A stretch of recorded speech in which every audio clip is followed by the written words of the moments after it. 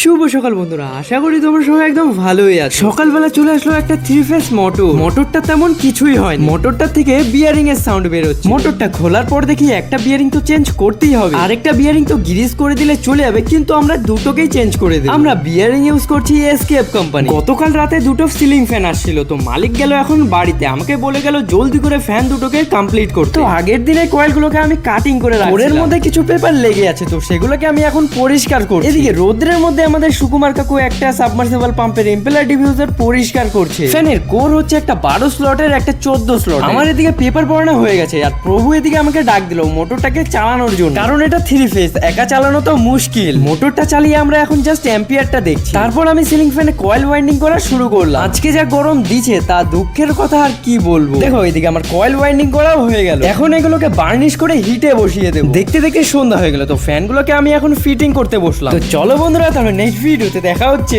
Tata.